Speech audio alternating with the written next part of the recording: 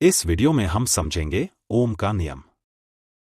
जैसा कि हम जानते हैं, जब किसी सर्किट में विद्युत विभव यानी वोल्टेज लगाया जाता है, तब सर्किट में विद्युत धारा बहने लगती है।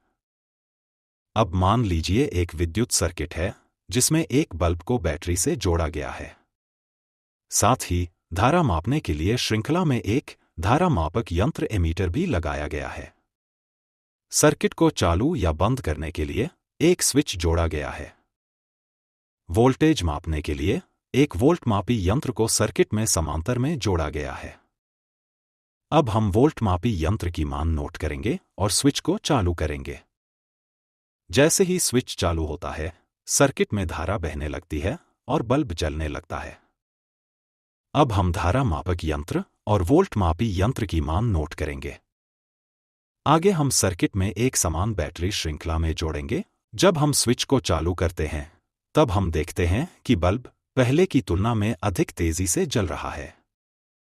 अब हम फिर से धारा मापक यंत्र का मान नोट करेंगे और वोल्ट मापी यंत्र की मान नोट करेंगे। इस बार हम देखते हैं कि धारा मापक यंत्र का मान वोल्टेज के समानुपाती बढ़ी है। इस चरण को हम फिर से 3 सेल्स और फिर 4 सेल्स के साथ दोहराएंगे और साथ ही धारा मापक यंत्र तथा वोल्ट मापी यंत्र की मान नोट करेंगे। अब हम वोल्टेज और धारा का अनुपात निकालेंगे।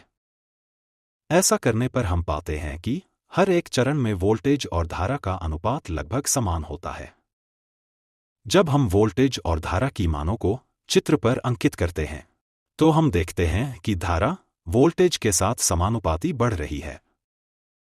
धारा और वोल्टेज के इस संबंध को जर्मन भौतिक विज्ञानी जॉर्ज साइमन ओम ने 1827 में खोजा था। इसे हम ओम का नियम के नाम से जानते हैं। ओम के नियम के अनुसार किसी धात्विक तार के सिरों के बीच का विद्युत विभव उस तार में बहने वाली विद्युत धारा के समानुपाती होता है, बशर्ते कि उसका तापमान समान रहे।